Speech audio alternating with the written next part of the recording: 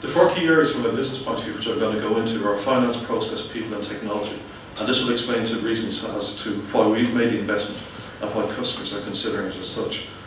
From a finance point of view, it is very, very attractive because it moves you away from capital spend to an OpEx spend. It is a monthly subscription model to Microsoft. So we will give you, I won't mention any pricing after this, for $8.52 per user per month, you get the full suite. So you can very quickly work out the maths of a spend over 12, 24, 36 months, what this particular service will cost you as an organization, rather than the traditional upfront fee that you would get from a Microsoft licensing point of view. So there's flexibility there. And even within the offering as such, we give a lighter licensing option for people who only need read-only access to the information. So it can come down depending on your business and how the users have to consume the information.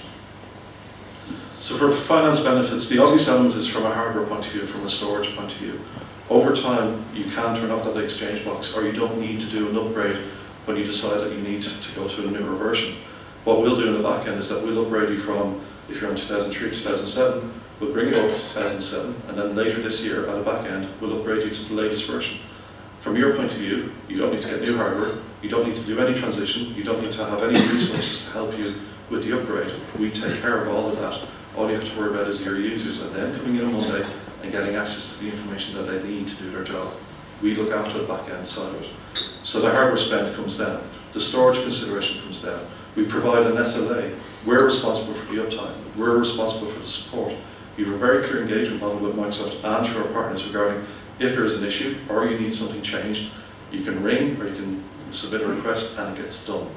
Rather than somebody in your premise looking for a backup tape, restoring it, it takes 2 hours. We do that as part of the service. The predictable cost is a key element. Obviously now budgets are tight. People still need to spend. There's still investment in IT. Businesses are still going. But by moving to an operational model, it does help have a conversation with your financial controllers and the finance team a lot more palatable in this current environment.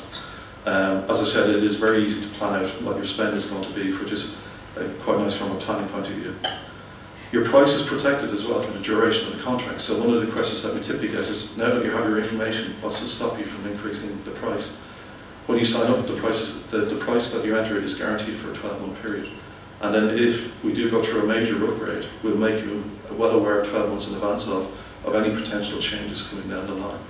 But it is protected and it is a flat rate. And then the flexibility regarding what you need to buy and when you need to buy it. So again, as we've seen with the current environments that companies are downsizing, other companies are growing. Again, it depends on which particular area of the market that they're in.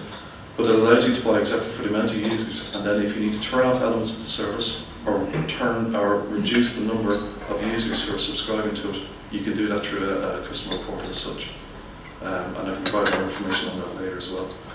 The last part here is around deskless worker. So there's a cheaper option that if people just need to read email through a web page or just read the content that is up in SharePoint, there's a cheaper licensing option. So say for example you're working in a factory or you have a shared laptop among certain users who just need to consume information.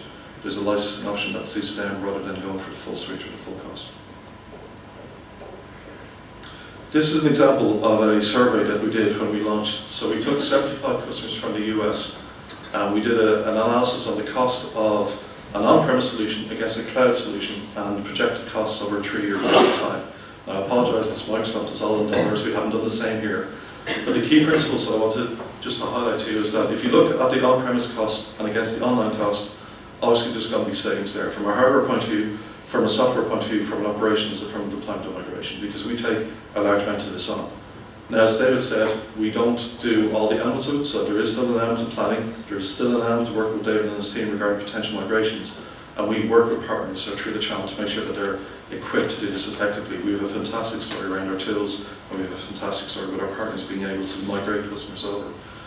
But it shows an example of, at the basic level, without high availability of the services, customers see a saving of just over $300,000 over a 3-year period of moving to this model. What it doesn't factor in is that we make all of this highly available. And as I mentioned earlier, that's quite a costly option for customers at the moment regarding storage, regarding sounds, regarding additional hardware. We provide it as a service. So when you look down at the bottom part, the actual increase savings is $350,000. because we provide the high availability, the operational excellence, the ITIL compliant processes in the background as part of the service. I typically only see, and I'm open to correction, but I have an enterprise team, and there are people who are 2, 3, 4,000 seats. They can invest, they have a business need for it. Smaller customers will obviously have the same requirements, but the cost can be prohibitive. And you have unique solutions by partners that can get you over that particular challenge. But the key point here is that we're just going to be providing this as a service, so the cost savings from our hardware and storage will be negated over the longer term. As I mentioned earlier, it's not a case of just taking a box and putting it into our data center, but there's elements within your environment that you will be able to turn off and save cost on.